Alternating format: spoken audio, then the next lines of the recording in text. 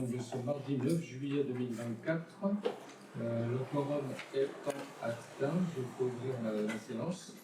Alors, en secrétaire de séance, dans l'ordre alphabétique par nous, c'était M. Gérard Mélier, mais qui est absent. Donc, si l'on continue l'ordre, ce serait M. Karim Sibous. D'accord? Pas d'opposition? Très bien. Les pouvoirs. Madame Fernandez m'a donné son pouvoir.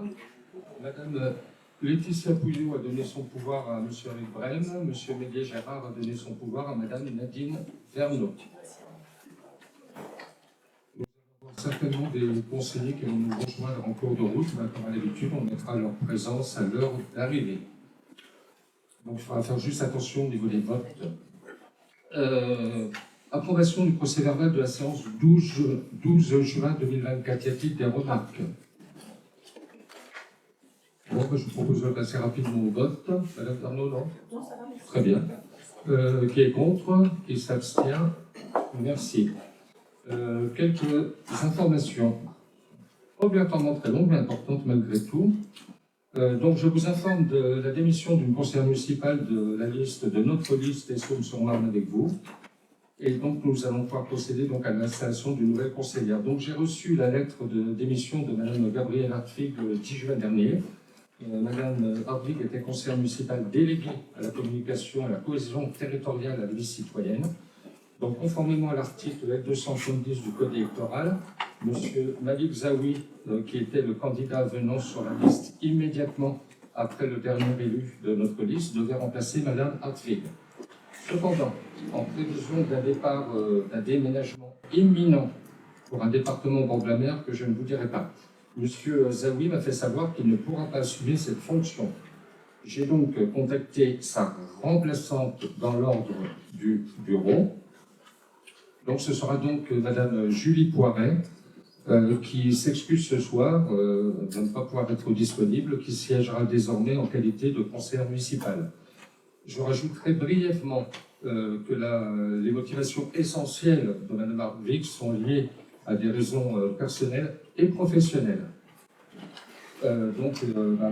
Zawi, la maison est vendue, il déménage, ou il a peut-être même déménagé, il déménage dans quelques jours. Il s'ensuit la désignation de M. Frédéric Gandon en qualité de conseiller délégué. Il ne sera pas exactement sur la même délégation, puisque nous allons l'intituler et alors à son contenu. Donc, conseiller délégué à la coordination de l'événementiel et à la vie communale. Donc, j'ai proposé à M. Gandon cette mission de conseiller municipal délégué à la coordination de l'événementiel et à la vie communale, mission qu'il a acceptée. Cette mission est une mission transversale avec d'autres délégations et elle permettra de renforcer nos actions sur le terrain auprès des habitants, comme l'atteste par exemple l'organisation récente du thé dansant du 15 juin dernier. Je ne pense pas que ça mène appel à quelques remarques que ce soit, mais s'il y en a, nous pouvons continuer. Mardi 2 juillet, s'est déroulée la remise des diplômes de l'opération Zéro Gaspille, à laquelle ont participé les écoles maternelles et élémentaires de notre commune. Je rappelle qu'il y avait 5 écoles qui concernaient la C3, donc la communauté de communes de Charly et la communauté d'agglomération de la région de Château-Thierry. Il s'agissait donc de mesurer le reste dans les assiettes déchets organiques, à l'issue des repas. Alors, nos écoles, parce que ça concernait la maternelle et élémentaire, sont arrivées 4e.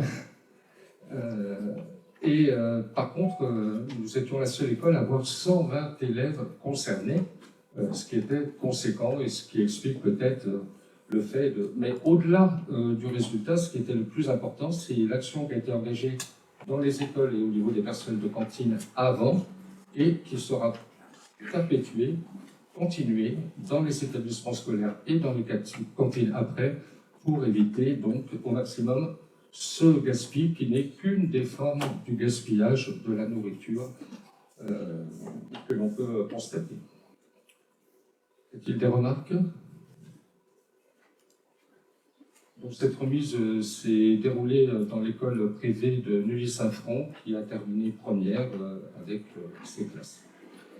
Jeudi 4 juillet au matin, nous avons eu donc la visite du jury régional des villes et villages fleuris, en présence donc de Jean-Brice Camerini, adjoint à l'environnement, de Jean-Jacques Terny, conseiller délégué à la culture et au patrimoine, de Julien Mille, responsable des services techniques, et de moi-même.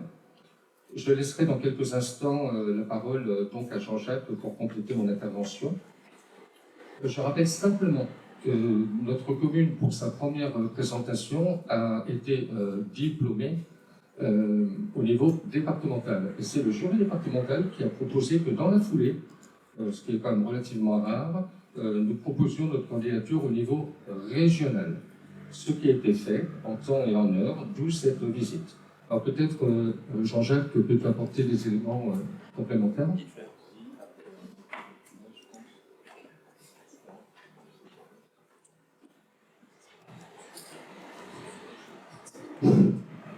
Oui, alors quelques précisions concernant cette visite du jury.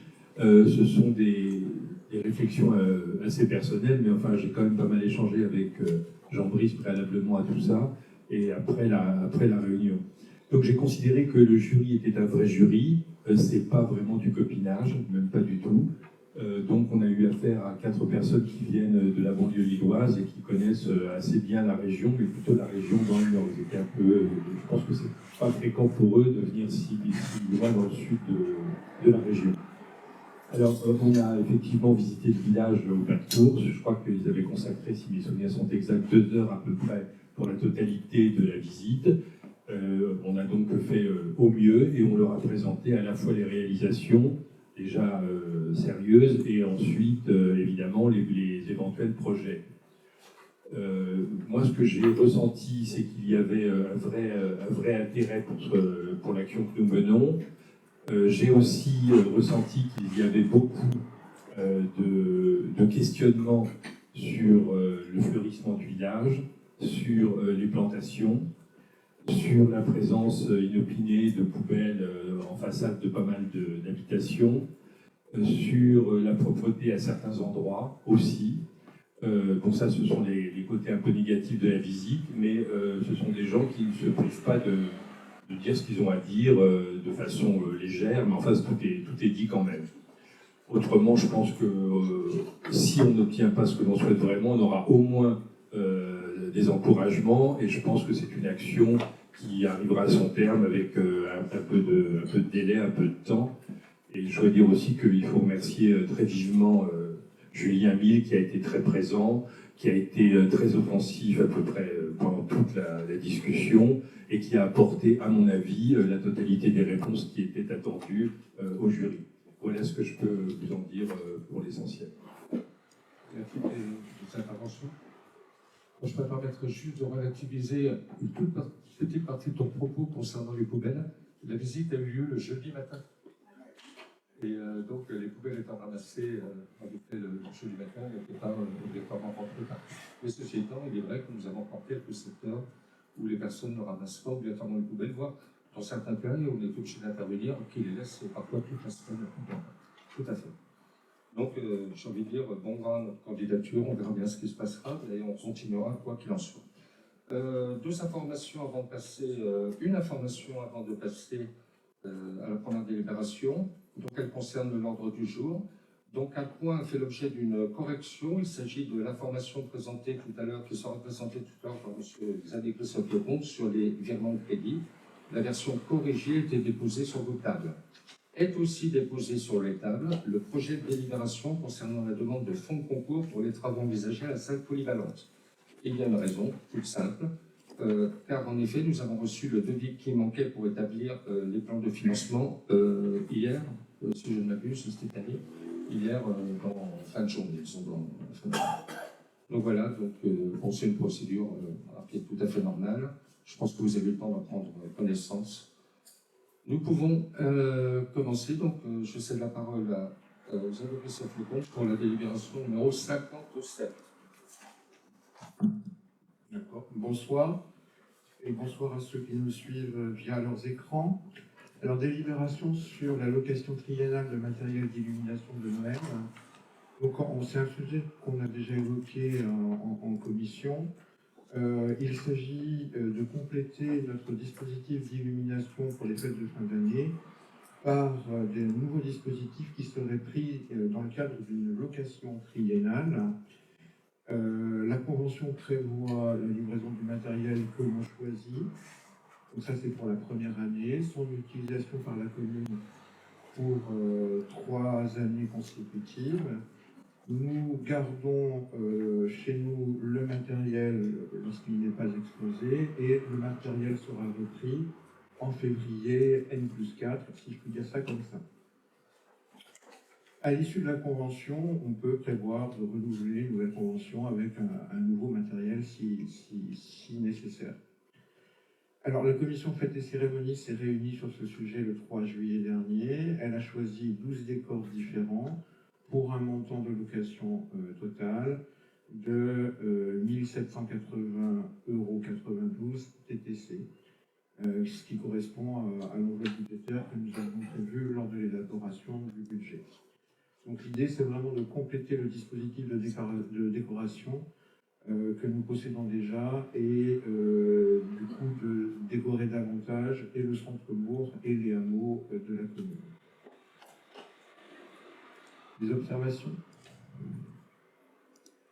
Moi, je voudrais juste savoir, là, je vois...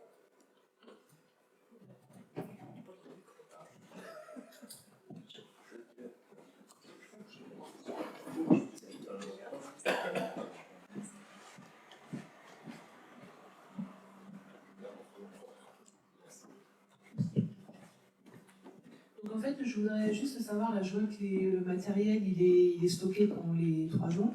Est-ce qu'il y a une assurance à prendre ou ça fait partie de la location? Est-ce que c'est englobé dans le prix?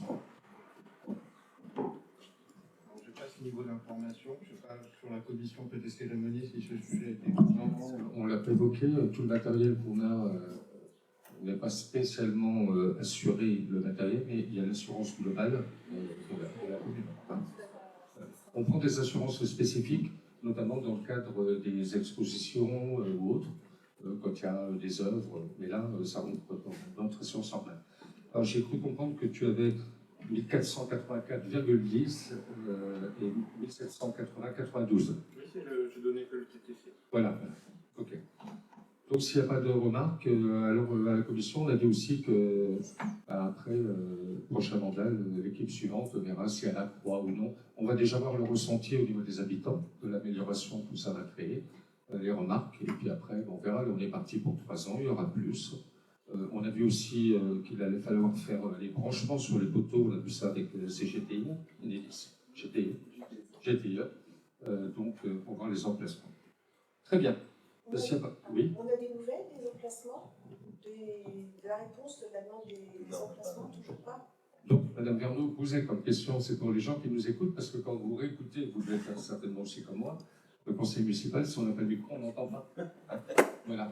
Donc, Madame Verneau a demandé si on savait les emplacements exacts. On a dit non, on allait les revoir avec un autre personnel technique. De façon à aller sur les hameaux aussi, sur Bascon, où il n'y a pas d'éclairage, peut-être aller voilà. en installer par là-bas. De façon à ce que tout le monde ait un petit éclairage pour Noël. Très bien. Nous allons pouvoir passer au vote. Qui est contre? Alors là, on parle bien des présents. Hein. Qui est contre? Qui s'abstient? Et on va vous faire lever la main pour beaucoup de monde. Qui est pour? Merci. Donc au niveau des présents, nous devons être 17 si on calcule les votes. Au niveau des pouvoirs, allez, je vais être gentil. Qui est pour? 2. Qui est contre? 1. Donc nous devons arriver à 17... pardon.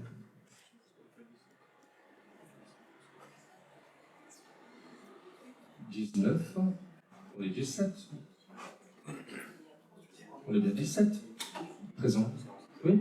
Donc on doit arriver à 19 pour et 1 contre. Là, il faut le micro. Il est là.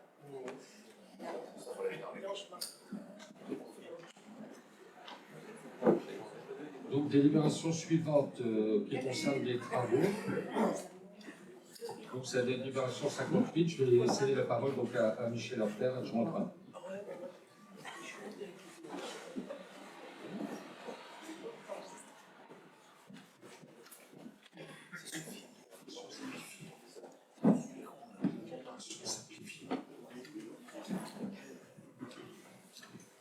Travaux de voirie route du Tillelet, secteur de la Picoterie, tranche 2.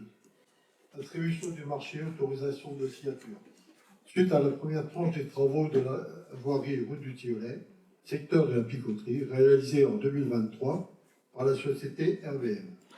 Un deuxième appel d'offres a été lancé le 3 mai 2024 pour réaliser la deuxième tranche des travaux cette année.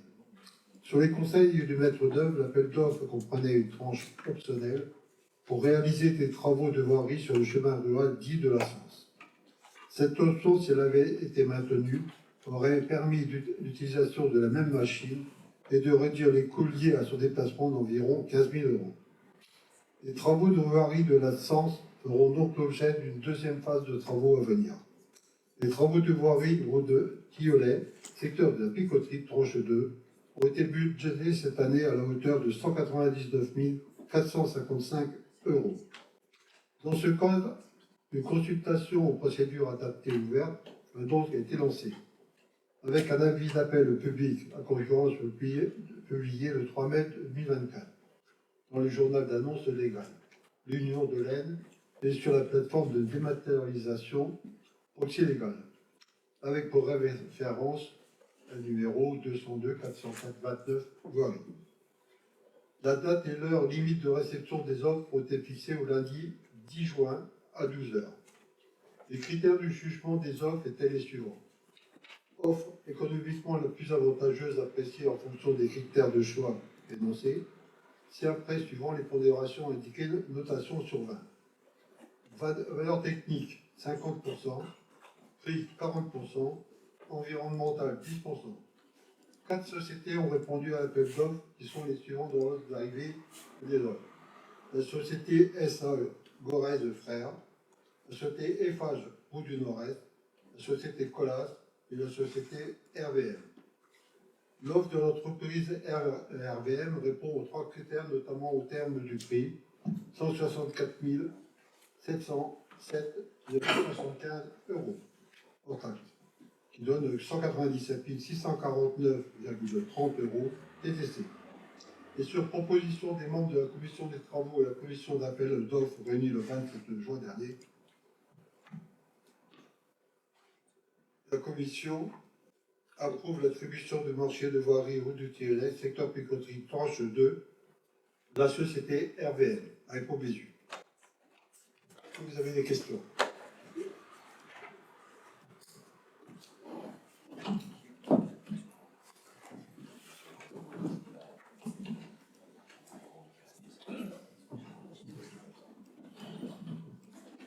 Au niveau des critères environnementaux, quels sont les critères environnementaux qui ont été retenus?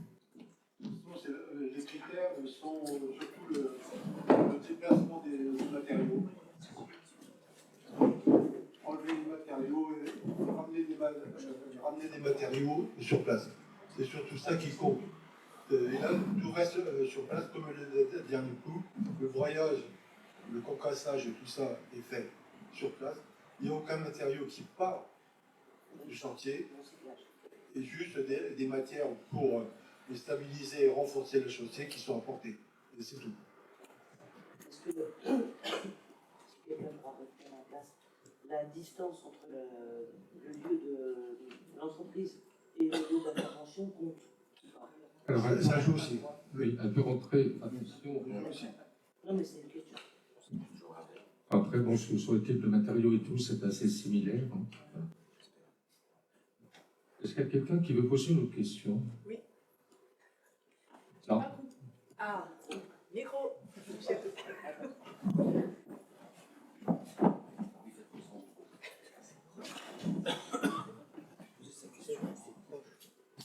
Normalement, je me dis que c'est assez proche, parce que je pose un micro.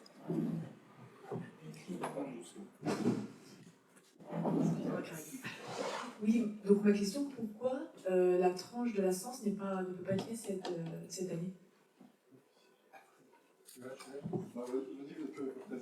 Voilà.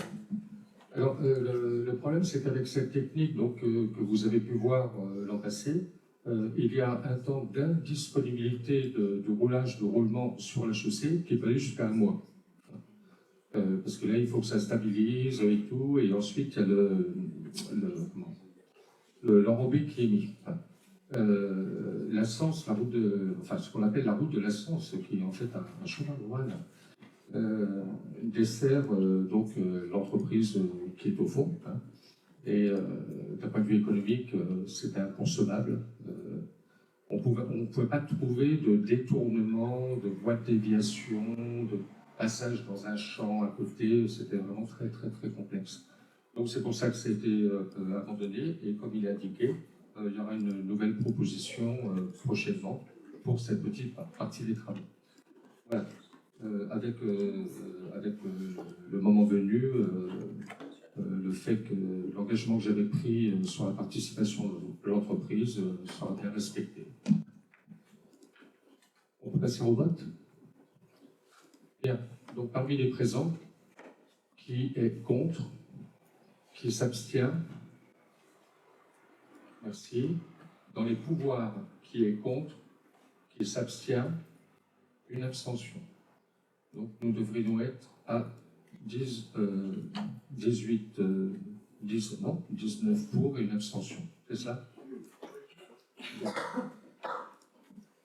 Je pense qu'on va redonner la parole à Xavier Christophe Lecomte pour la délibération. Pour l'information suivante.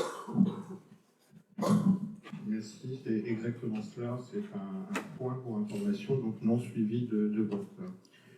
Il s'agit de vous informer, comme on a pris l'engagement, d'une décision de fongibilité des crédits qui a été exécutée. L'arrêté a été visé le 10 juillet dernier. Pour deux choses. D'une part, pour alimenter l'article 739.11.12 qui enregistre les dégrèvements de taxes d'habitation sur les locaux vacants, puisque vous savez que les dégrèvements sur cette taxe sont mis à la charge des collectivités, donc pour un montant de 1148 €. Ça correspond à un avis de dégrèvement qui a été reçu par une société civile immobilière sur un bien situé à Monod. Et puis un deuxième point sur la salle polyvalente. Non, pas sur la salle polyvalente, pardon, sur le terrain de sport. Il s'agit de prévoir les crédits suffisants pour la prestation du traçage du terrain de basket qui n'avait pas été prévu dans le premier devis. Donc, le montant qui a fait l'objet de la fongibilité s'élève à 756,72 €. Avez-vous des observations? Comme l'un d'entre vous l'a dit la dernière fois, c'est une opération de transparence qui permet de donner des informations comme ça. On n'a pas l'obligation, mais c'est engagé à le faire. Délibération 59. Alors là, par contre, il s'agit d'une délibération modificative, la première qui porte cette appellation sur le budget 2024. Alors pourquoi on a fait le choix de le faire en délibération modificative? C'est tout simplement pour intégrer une nouvelle opération qui n'avait pas été prévue lors du débat et lors du vote sur le budget. Donc il s'agit tout simplement d'alimenter une nouvelle opération pour l'acquisition de nouvelles cavurnes destinées à nos cimetières, puisque les cavurnes existantes sont en voie de saturation, si je puis m'exprimer ainsi. Le montant de l'opération s'élève à 7 200 €. Cela concerne de mémoire 30 cavurnes. Et pour ces 30 cavurnes, nous avons reçu 2 devis. Et nous avons pris le devis le mieux disant. Voilà. Avez-vous des remarques, des observations? Oui, il n'y a pas eu un dossier de demande de subvention là-dessus, de fait, sur les cavernes? Pardon? Un dossier DETR sur les cavernes? Non, mais le problème, c'est qu'on est dans l'urgence. Parce que il y a des périodes comme ça, et il y a eu un certain nombre de décès sur la commune. Et bon, il y a un certain nombre de gens qui prennent leurs précautions et on a eu un certain nombre de demandes et on a vu que ça s'amenuisait très très très rapidement. Donc voilà, on a l'emplacement, pour ceux qui connaissent le cimetière nouveau, à gauche en entrant. Donc ça sera dans le prolongement des cavernes existantes. Comme l'a souligné Xavier, on avait deux devis des deux entreprises locales, hein, on va dire. Hein. Et bon, il s'avère, et ça c'est une question de prix et tout, on a fait travailler l'autre il y a 2 ans ou 3 ans, et là on fait travailler, donc voilà, les deux auront travaillé pour la commune des Saumes-sur-Marne. Après, on ne mesure pas encore complètement la décision qu'on avait prise concernant les concessions sur la tarification. Donc on va voir aussi, mais il faudra très sérieusement se pencher dès, j'ai envie de dire, dès l'automne sur une réflexion, voire une éventuelle extension. Alors là, pour le coup, Madame Verneau, il n'y aura pas que de la DETR, il y aura aussi plein d'autres subventions à demander. Ça va être compliqué, le lieu, ça, bon, ça risque d'être très, très, très, très complexe. Voilà. On a, oui, Monsieur Franuach. On parle d'extension, je vais peut-être parler un petit peu par les fonds. On parle d'extension du cimetière. On va te donner le micro parce que moi je t'entends, mais je suis pas sûr. Vous entendez au fond? Catherine, vous avez entendu? On parle d'extension du cimetière, mais pour l'instant, c'est encore bon pour 2 ans. Oui, au moins. Au moins 2 ans. Et puis, encore une fois, on ne mesure pas encore l'effet du travail qui a été fait sur l'annonce des fins de concession existantes et tout ça. Ça, on ne mesure pas. Alors, avant, c'était 3 ans. Le délai était un petit peu réduit. Mais voilà. Et on a un terrain qui pourrait... Non, c'est pour ça que je dis que pour l'instant, il va falloir se pencher sérieusement l'appartement pour tous ceux qui connaissent autour, c'est de la vigne. Hein. Voilà. Donc, il va falloir bien réfléchir à ça. Peut-être réfléchir aussi à ne plus accepter tout le monde. Quoi. Alors ça, c'est autre chose, et à vérifier aussi, puisque normalement, les communes n'ont pas le droit de refuser, si je ne m'abuse, et on vérifiera les textes. Voilà. Mais si tu veux, Pascal, on peut aller plus loin, on peut parler du carré musulman aussi, donc qui se remplit aussi relativement... Non, mais je dis, c'est dans l'enchaînement de ce qui a été dit sur le remplissage du cimetière, donc qui se remplit aussi régulièrement. Mais bon, là où il y a encore beaucoup de place. On avait emmené la délégation au cimetière, là, d'ailleurs, pour le jury régional. Et on trouvait que c'était hyper bien entretenu. Je rappelle qu'on est à 0 phyto pour l'entretien depuis 2007, c'est-à-dire avant l'obligation. Donc voilà. Non, j'ai simplement soumis le fait qu'il va falloir s'y atteler assez rapidement, en effet, parce que là, ce sont des coûts financiers importants, une recherche maximale de subventions.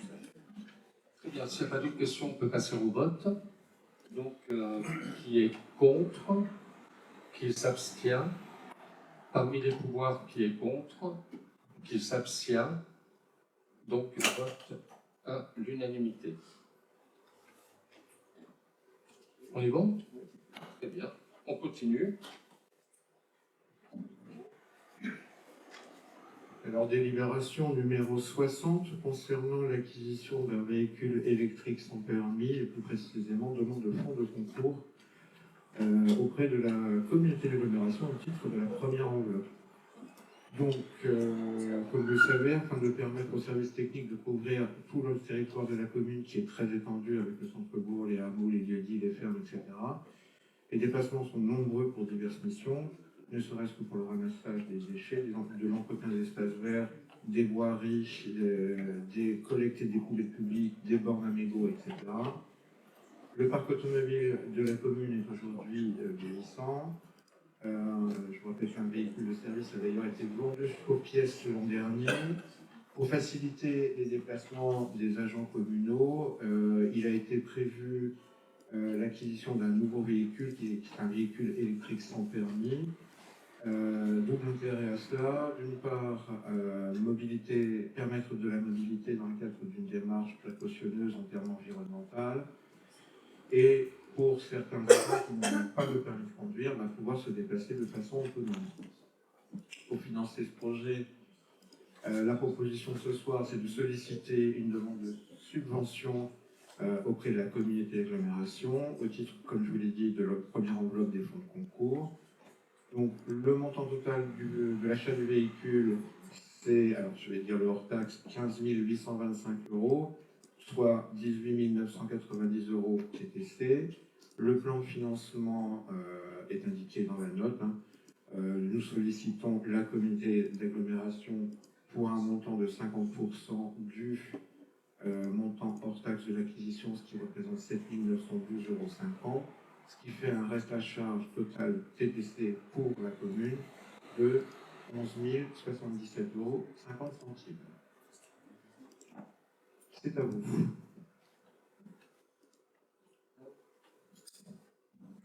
Peut-être Olympe, puisque tu as participé au premier trajet de ce véhicule avec un de nos agents.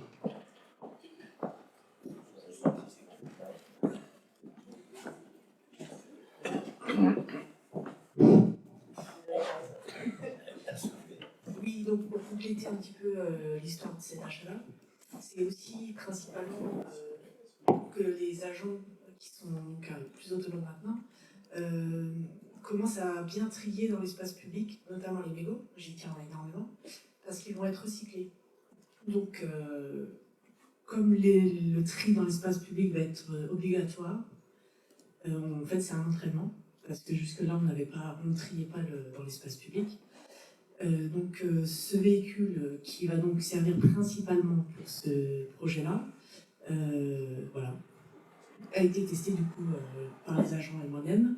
Donc il va bien en bord de Marne, il n'y a pas de souci, on ramasse bien la quantité de toutes les poubelles et de tous les cendriers des hameaux et du bourg. Voilà.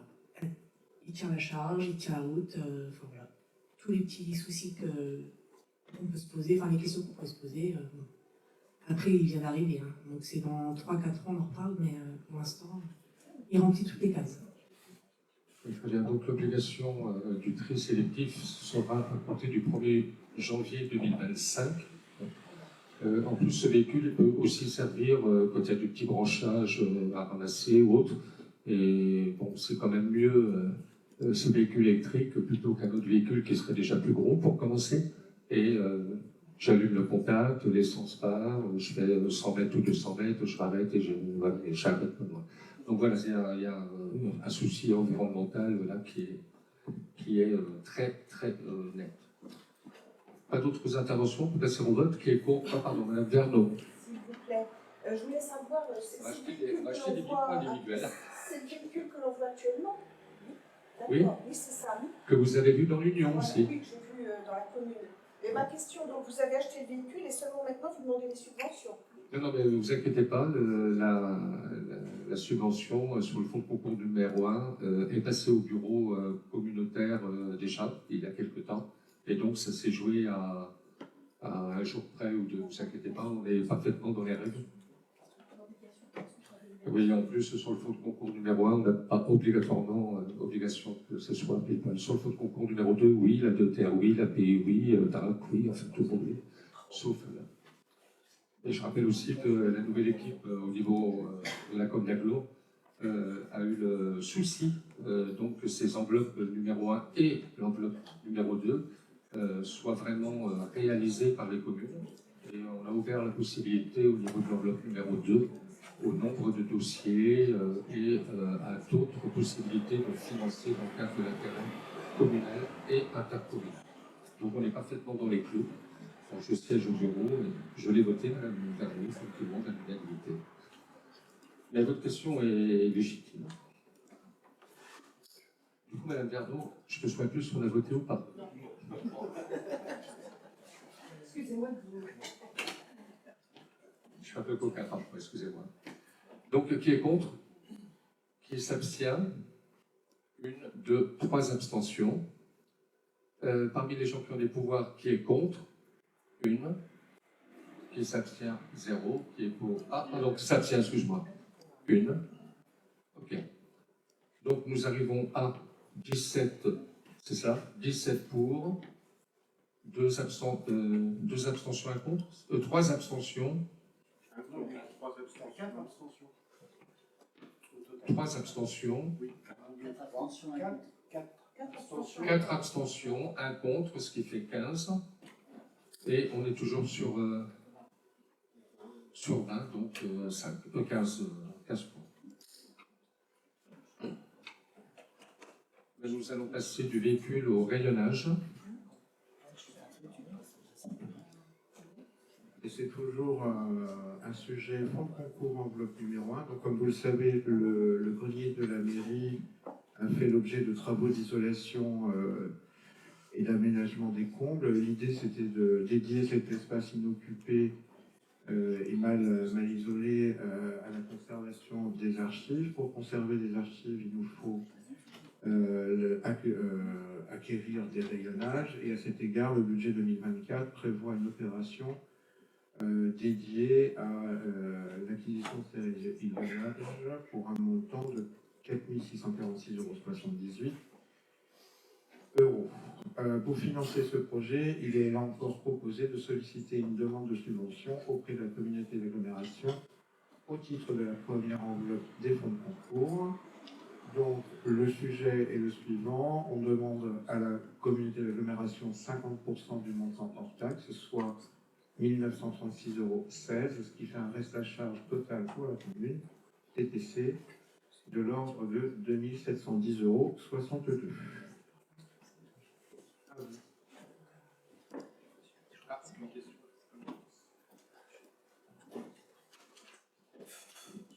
Allô. Je voulais savoir si, dans le cadre de l'aménagement pour les archives départementales avaient été consultées, parce que je sais que c'est impératif par rapport à la conservation, l'hygrométrie, les rayonnages, il y a beaucoup de choses à respecter par rapport au poids et tout ça, parce que vous parlez de rayonnage.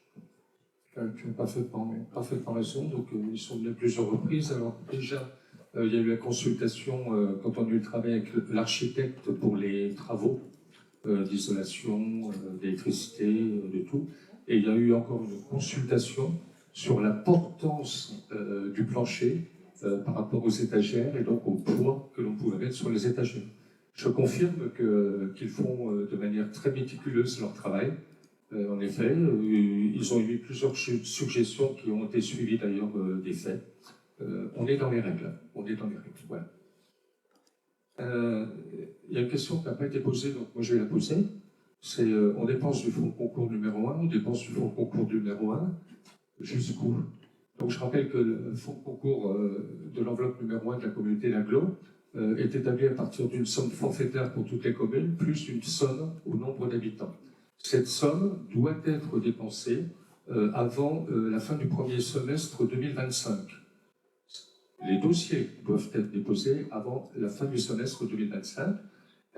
Si la somme n'est pas complètement utilisée, la somme est récupérée au niveau de la commune d'Aglo et pourrait être attribuée à des projets d'autres communes.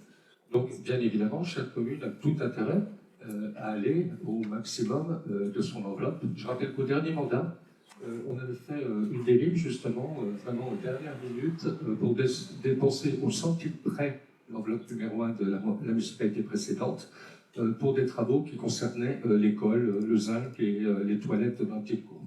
Donc voilà, donc, étant donné qu'il nous restait très exactement 46 169,68 € avant l'opération du véhicule électrique, là vous pouvez déduire les deux et il y aura certainement encore d'autres propositions pour petit à petit avancer pour arriver bien évidemment à 0.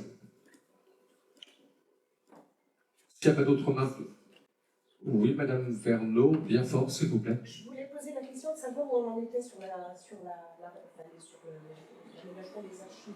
On en est à la cotation, non? Alors, au niveau de... Alors, la salle est complètement terminée. Je vous rappelle qu'on a eu des travaux supplémentaires parce qu'il y avait toujours une fuite du clocher, si je peux dire. Pour une mairie, c'est un peu drôle, mais enfin, voilà, qui a été faite un peu au dernier moment.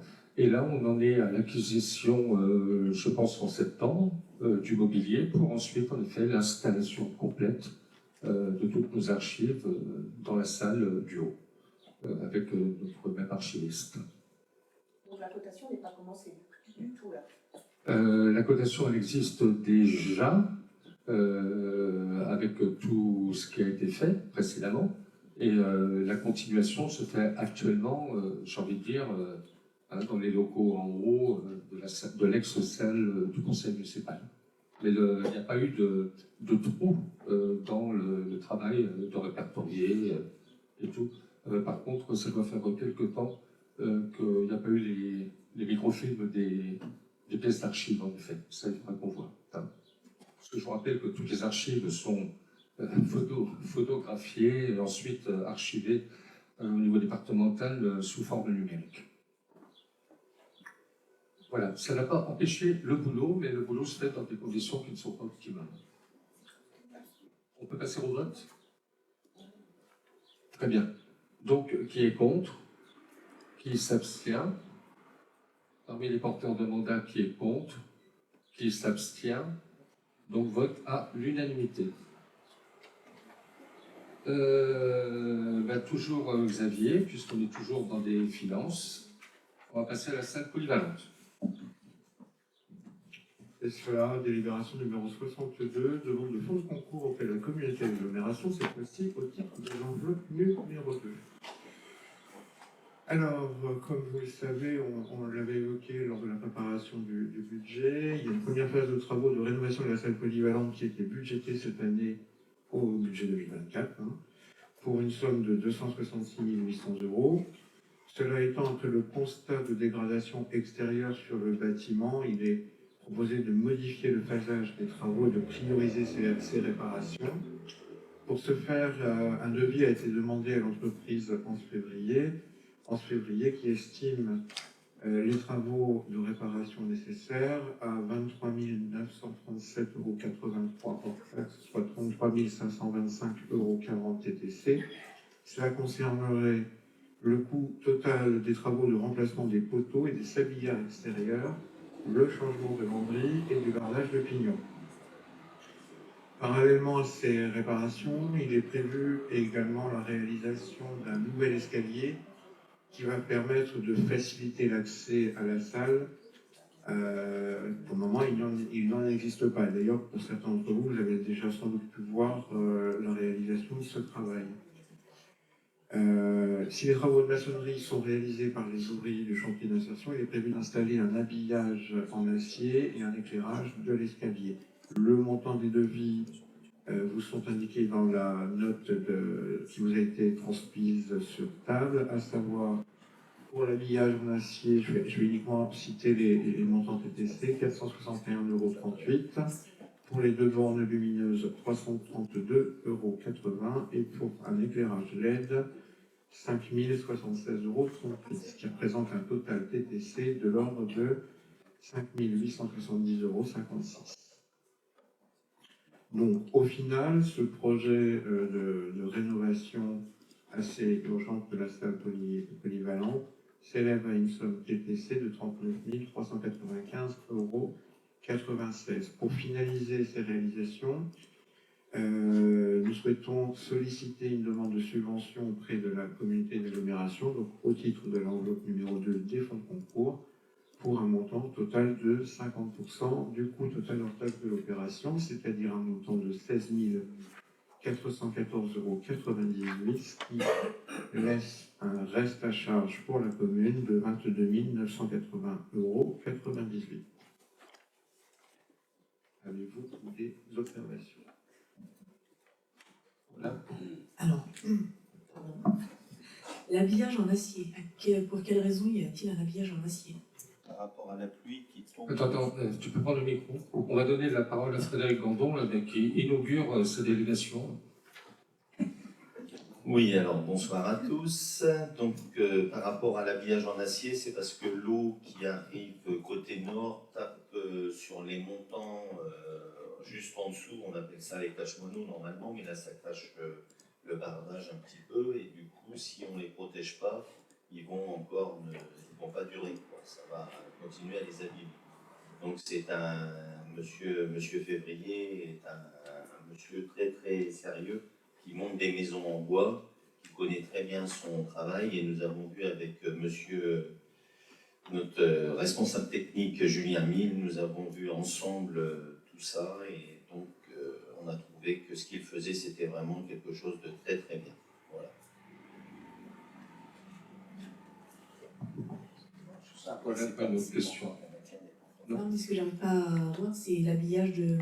Ça va être en fait sur les pignons en bois ou sur les marches.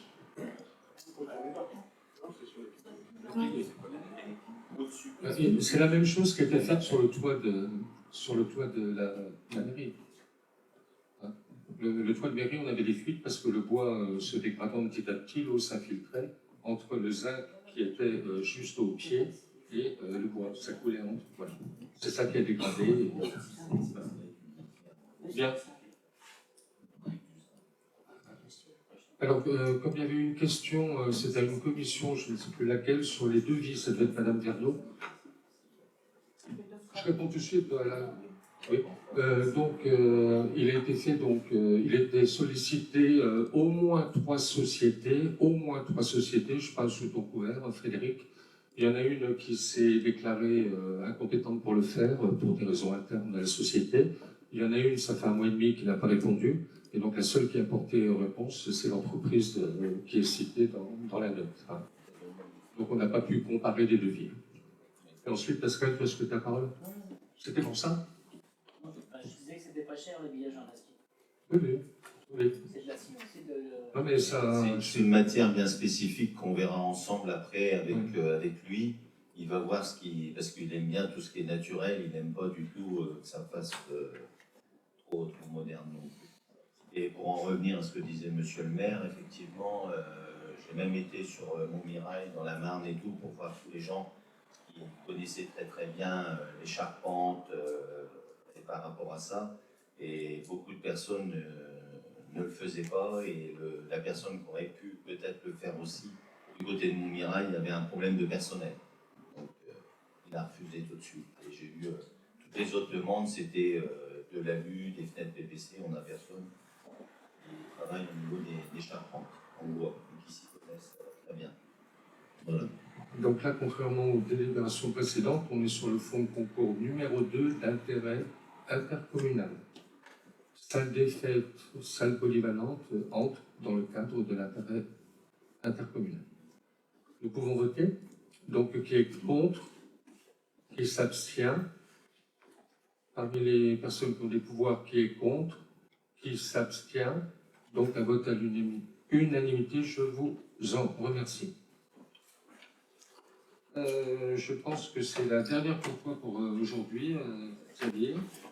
Donc, c'est la délibération 63. Alors, je ne sais pas si on a fait une photo. Il s'agit de classer au domaine public une parcelle qui est propriété de la commune et qui s'appelle AH 233. Donc c'est un exercice qu'on a déjà pratiqué il n'y a pas si longtemps que ça pour une autre parcelle. C'est une disposition que l'on propose en application de l'article L 2111-1 du Code général de la propriété des personnes publiques, qui dit que le domaine public immobilier constitue des biens publics qui sont affectés soit à l'usage direct du public, soit affectés à un service public, pourvu que dans ce cas, il fasse l'objet d'un aménagement indispensable à l'exécution des missions de ce service public. Donc là, il s'agit d'un bout de trottoir qui est actuellement cadastré, donc il n'est pas au domaine public, qui sert au stationnement public, tout simplement. Donc la parcelle, on a bien vérifié au cadastre, c'est le trottoir et puis la zone réservée au stationnement. Les observations. Du coup, vous voulez faire des vraies places de parking?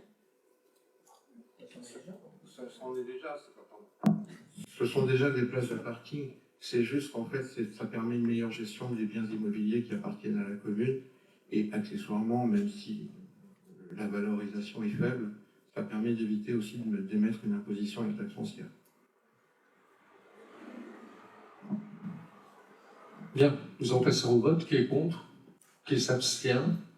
Parmi les personnes ayant du pouvoir, qui est contre? Un contre. Qui s'abstient? Donc, unanimité moins un contre. Je vais céder la parole et le micro peut-être à Frédéric Léandre. Et au micro. Merci. Pour la dernière délibération de ce conseil municipal, la délibération 64, qui concerne les ressources humaines. Donc, nous allons vous proposer une modification du tableau des emplois avec la création d'un poste non permanent en qualité d'adjoint d'animation à temps non complet. En effet, une employée communale voit son contrat à durée déterminée s'achever le 3 septembre prochain. Elle assure actuellement des missions d'entretien et périscolaire à la maternelle et donne entière satisfaction. Bien sûr, le maintien de cet agent au sein des effectifs est indispensable pour la bonne marche du service. Donc, nous vous proposons la création à compter du 4 septembre 2024 d'un emploi non permanent d'adjoint à l'animation relevant de la catégorie C à temps non complet à raison de 20 heures hebdomadaires. Cet emploi sera pourvu par un agent non titulaire. Un niveau d'études équivalent au niveau 5, CAP, BEP, de la nomenclature du répertoire national des certifications professionnelles sera requis et une expérience professionnelle similaire serait souhaitée. L'agent sera rémunéré à l'échelle afférente au grade d'adjoint d'animation. Avez-vous des questions? Combien on a actuellement d'agents à temps complet ou non complet à la maternelle? Alors, à temps non complet, 2. Et donc, la personne va être remplacée, donc ce sera 2. Et à temps complet,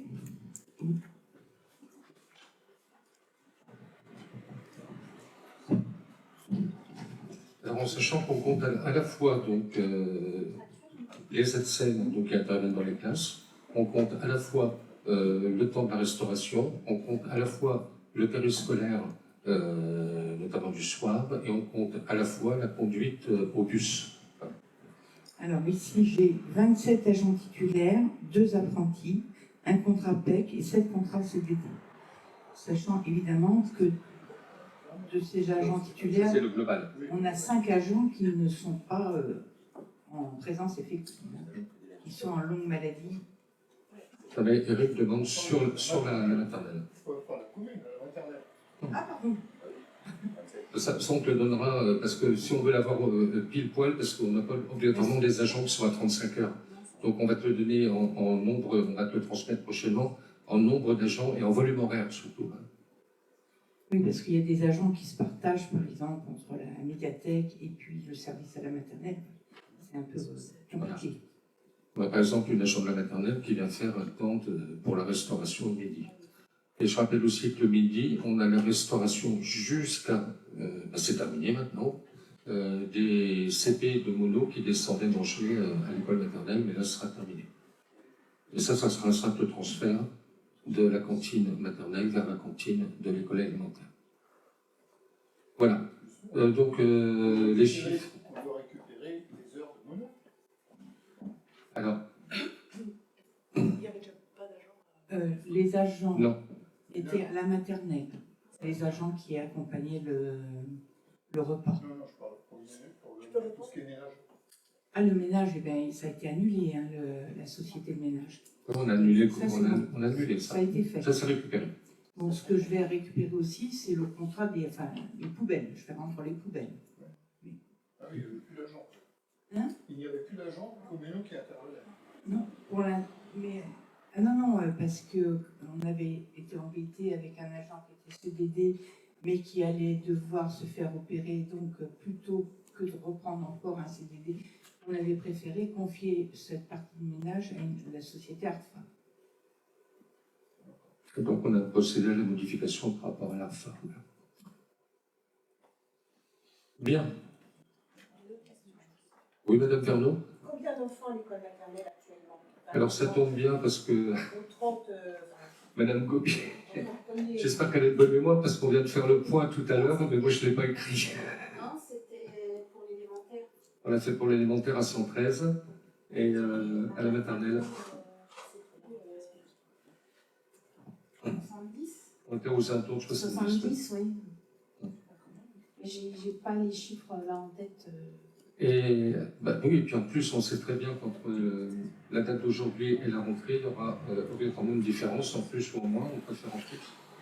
Et il ne faut pas oublier qu'on bénéficie toujours, même si on peut avoir quelques craintes, on bénéficie toujours de l'accueil des 2 ans, hein, puisqu'on est en réseau d'éducation prioritaire. Tout ce que je me rappelle, c'était pour les petits et très petites sections qui vont rentrer à la maternelle, ils vont être 30. Ce qui est en progression. Oui.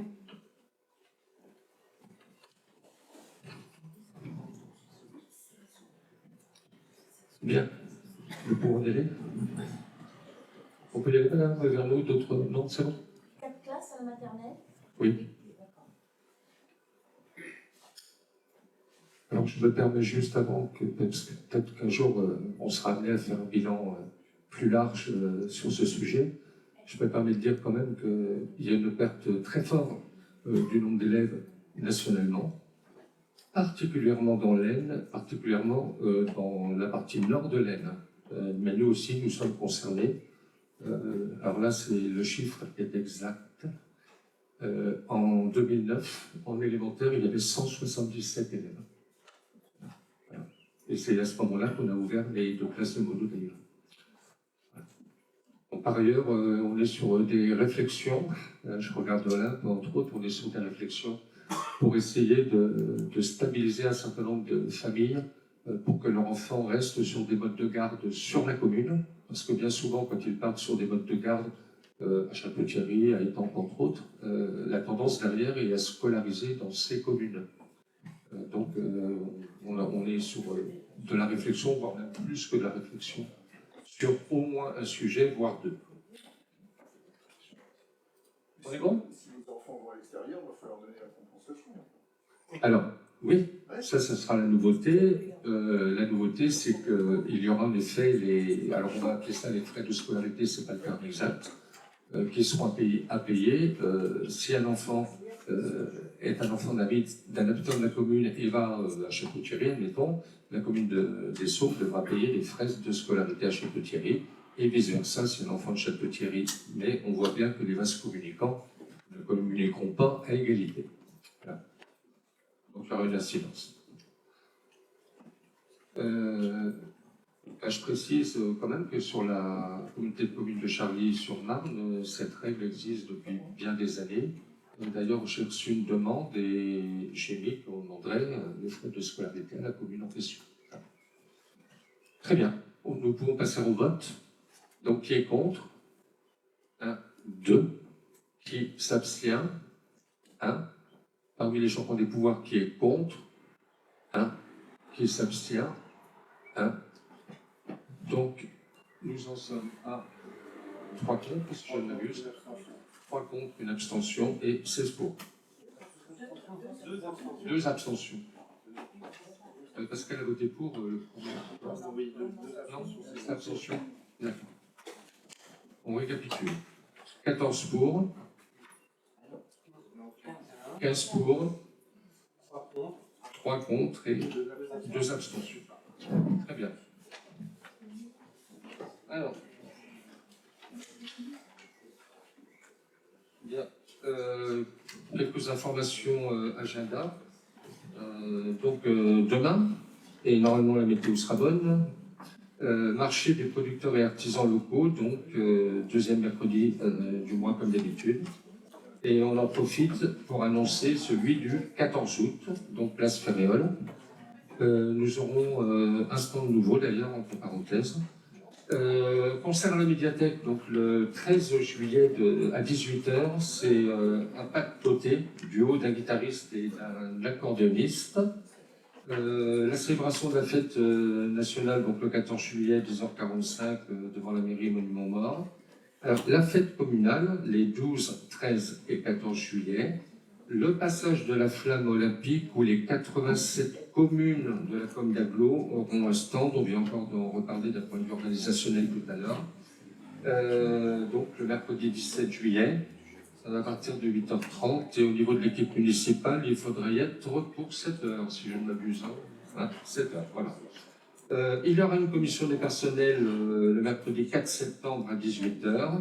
Et le prochain conseil municipal est prévu le mardi 10 septembre à 19h, donc salle communale. S'il n'y a plus rien, je vous propose de clore ce conseil municipal en vous remerciant pour votre présence et en souhaitant à ceux qui vont partir en vacances de bonnes vacances. Revenez-nous en forme prochainement. Merci.